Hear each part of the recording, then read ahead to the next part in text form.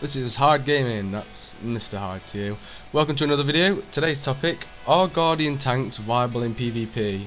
Well, yeah.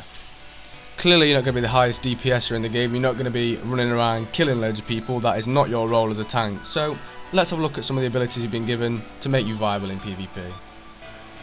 To begin with, you have two taunts.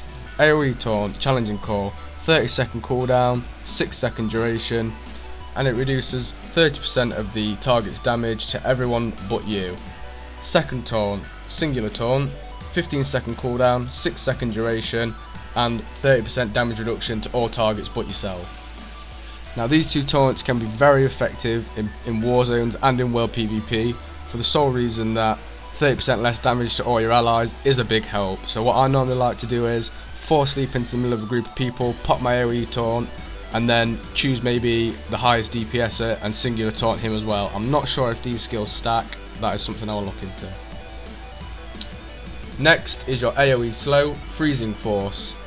Instant cast, 9-second duration, 50% movement speed reduction, and if you stack 2 points in solidified force in the defense tree, it reduces the focus cost of this skill to 0, which is extremely handy for running into a large group of people, spamming this a few times and watching everyone walk. This helps a lot for the DPSers as it allows them to move around and outmaneuver the opposition. As well as helping the DPSers, this is also handy for healers as it allows them to get away from anyone chasing them. Next is guard. Sustained effect, 15 meter range, 5% damage reduction and 50% of incoming damage transferred back to yourself. Now this is a crucial skill and it's really going to help you to keep your healers alive, so they should be your main priority when you're guarding, as these guards are supposed to be the people that are keeping your team alive, and with you stood around them guarding them and using your other skills, it really amplifies how much of a pain in the ass you're going to be to your enemy.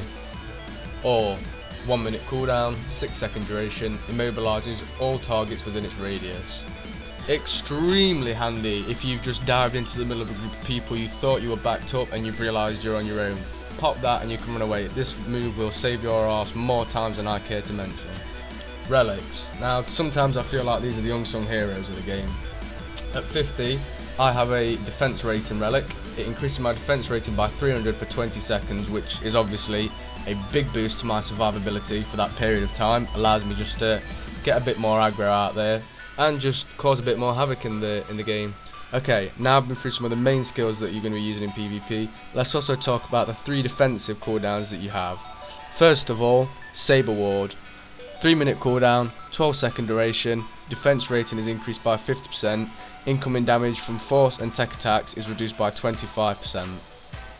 Second is Warding Call. 3 minute cooldown, 12-second duration, 40% damage reduction. And last but definitely not least, Inure. 1.5 minute cooldown, 15-second duration, increases your maximum health by 30%. Important note, when this ability expires, the health is lost. The 2 damage reducing cooldowns, personally, I like to use after I've popped my AoE taunt. This just helps to minimise the amount of damage that myself and allies are taking. Not really sure when the optimum time to use those 2 cooldowns is, but definitely, if not when you popped AoE taunt, close to the time you're dying. As well as popping Inure, this just gives you that extra few seconds of survivability to possibly pop another AoE slow and just maximise the amount of harassment you can achieve. Okay, I've gone through the main set of skills that is going to be most used in PvP. Note that these aren't the damage skills that you're using, it's just stuff to help out your team.